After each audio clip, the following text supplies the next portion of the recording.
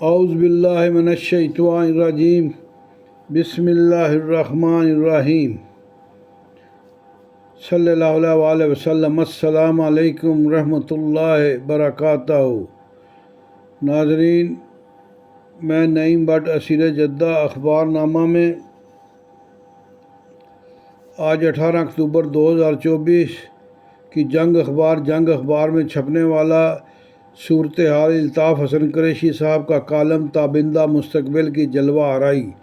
اردو کے نامور شاعر جناب بہزاد لکھنوی نے ایک بڑا دعویٰ کر دیا تھا، اب اے جذبہ دل گر میں چاہوں ہر چیز مقابل آ جائے، منزل کے لیے 2 گام چلوں اور سامنے منزل آ جائے۔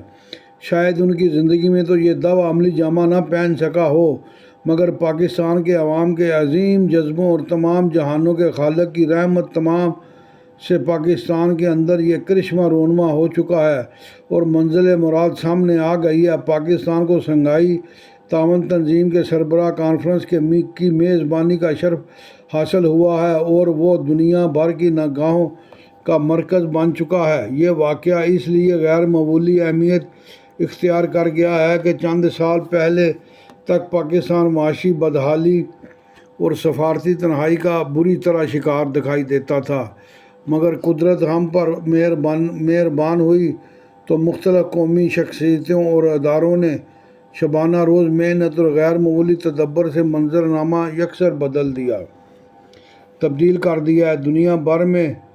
دنیا بھر نے دیکھا کہ دلہن کی طرح سجے ہوئے اسلام آباد میں 8 ممالک کے وزرائے اعظم پاکستان کی دعوت پر اسلام آباد تشریف لائے، جبکہ ایران کی دعوت پر اسلام آباد آئے 8 ممالک کے وزرائے اعظم پاکستان کی دعوت پر اسلام آباد تشریف لائے، جبکہ ایران کے اول نائب صدر نے شرکت کی اور بھارت کے وزیر خارجہ بھی چلے آئے۔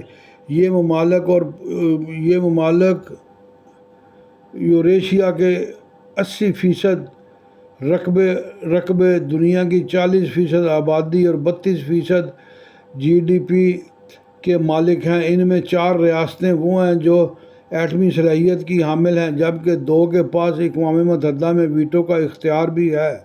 پاکستان نے اپنے مہمانوں کی حفاظت اور قیام تام کے نہایت عمدہ انتظامات کیے، جن کا اعتراف آنے والے صحافیوں نے کیا۔ یہ حقیقت بھی پوری طرح اجاگر ہوئی کہ پاکستان اچھے مہمان نواز اور بہت خوش اخلاق شہری ہیں۔ مجھے یقین ہے کہ اسلام آباد میں آئے ہوئے سینکڑوں مہمان واپس جائیں گے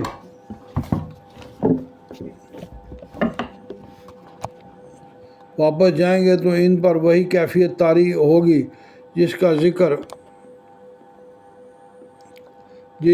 ذکر شاعر تغزل جناب جگر مراد آبادی نے اپنے ایک لازوال شعر میں کیا تھا۔ اس نے اپنا بنا کے چھوڑ دیا، کیا اسیری ہے کیا رہائی ہے۔ میرے خیال میں اس عظیم الشان کانفرنس کا پاکستان کو یہی سب سے بڑا فائدہ ہوگا جو اس کے مستقبل کو تابندہ بنانے میں نہایت اہم کردار ادا کرے گا۔ اعتماد کے رشتے مضبوط ہوں گے، باہمی تعاون کے دروازے کھلتے چلے جائیں گے، ترقی اور خوشحالی کے مشترکہ اہداف حاصل کیے جا سکیں گے۔ پاکستان نے گزشتہ چند برسوں میں جو صدمے برداشت کیے ہیں اور جو اذیتیں اٹھائی ہیں، ان کا جب شمار کرنے بیٹھا تو مجھے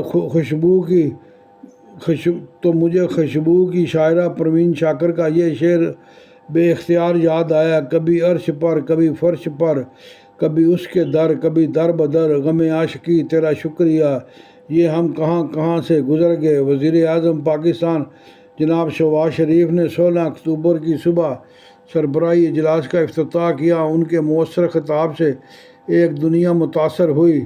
یہ عجیب حسن اتفاق ہے کہ جب ان کے بڑے بھائی جناب نواز شریف وزیر اعظم تھے تو جون 2017 میں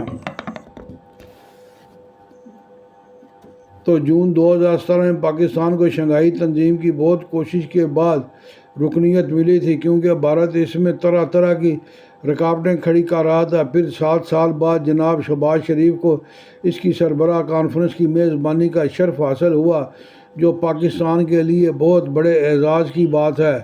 انہوں نے 4 اہم نکات پر بطور خاص زور دیا ہے اور پوری عالمی برادری کی توجہ ان خدشات کی طرف مبذول کرائی ہے جو آسیب کی طرح انسانوں کی خوشیوں، آرزوؤں اور اعلیٰ روایتوں کو نگلنے جا رہے ہیں۔ ان کا اس بات پر اصرار تھا کہ ماحولیاتی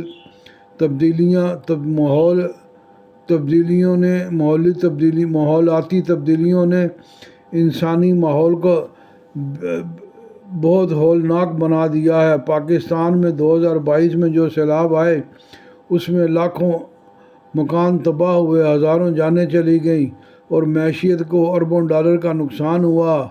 چنانچہ سب سے بڑی ضرورت اجتماعی دانش اور اجتماعی کاوشوں سے کام لینے کی ہے۔ ہمیں اس رفتار سے منصوبہ بندی کرنا ہوگی جس رفتار سے حالات میں غیر معمولی تغیر پیدا ہو رہا ہے۔ دوسری فکر انگیز بات انہوں نے یہ کہی کہ غربت کا خاتمہ انسانیت کی بقا کے لیے ازبط ضروری ہے اور یہ معاشی کے بجائے ایک بہت بڑا اخلاقی مسئلہ ہے۔ انہوں نے اس بڑی حقیقت پر بھی زور دیا کہ ایک مضبوط اور خوشحال افغانستان خطے کی خوشحالی کے لیے ناگزیر ہے اور ہمیں اس امر کا بھی پورا اہتمام کرنا ہوگا کہ اس کی سرزمین دہشت گردی کے لیے استعمال نہ کی جا سکے۔ چنانچہ شہباز شریف نے عالمی برادری سے پوری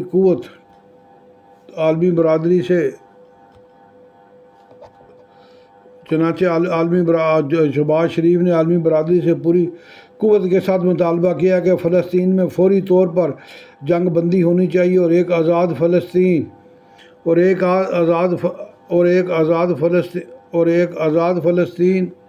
بھی فوری طور پر جنگ بندی ہونی چاہیے اور ایک آزاد فلسطینی ریاست قائم کی جائے۔ شنگھائی سربراہ کانفرنس کے مثبت نتائج نکلنا شروع ہو گئے ہیں۔ چین کے وزیر اعظم جو 11 برس بعد پاکستان کے 4 روزہ دورے پر آئے، انہوں نے دوستی کا حق ادا کر دیا اور پوری دنیا کو یہ پیغام دیا کہ پاکستان چین دوستی ہر تصور سے ماورا اور پائیداری کی نادر مثال ہے۔ انہوں نے پاکستان کو گوادر انٹرنیشنل ایئرپورٹ کا تحفہ دیا جو پورے ایشیا میں ایک جدید ترین ہوائی اڈہ اور مستقبل میں اقتصادی سرگرمیوں کا بہت بڑا مرکز ہوگا۔ اس کے علاوہ 13 یادداشتوں پر دستخط ہوئے جو پاکستان کو ہر اہم شعبے میں ترقی یافتہ بننے میں کلیدی کردار ادا کریں گے۔ یہ اللہ تعالیٰ کے خاص کرم کی بات ہے کہ روس نے بھی تعاون کے لیے اپنے بازو کھول دیے ہیں، بہت بڑی تجارت ڈیل کی ہے جس میں مصنوعات کا تبادلہ ہوگا اور ان کا دائرہ 5 ارب ڈالر تک پہنچ سکتا ہے۔ وہ پاکستان کی اس راہداری میں شرکت پر اصرار کر رہا ہے جس کا مقصد سڑکوں اور ریل کے ذریعے ایشیا کو یورپ سے جوڑ دینا ہے۔ سربراہ کانفرنس میں یہ ایک اچھی پیش رفت بھی ہوئی ہے کہ بھارت کے وزیر خارجہ جناب جے شنکر ایسے حالات میں پاکستان آئے جب دونوں ممالک کے درمیان 2019 سے سفارتی تعلقات منقطع اور مذاکرات کے دروازے بند ہیں۔ آنے سے پہلے انہوں نے اعلان کیا تھا کہ وہ 2 طرفہ معاملات پر کوئی بات نہیں کریں گے، مگر انہوں نے سربراہ کانفرنس میں تقریر کرتے ہوئے کہا کہ ہم پاکستان کے ساتھ مل کر چلیں گے۔ ناظرین، یہ تھا الطاف حسن قریشی صاحب کا کالم، امید آپ کو پسند آیا ہوگا۔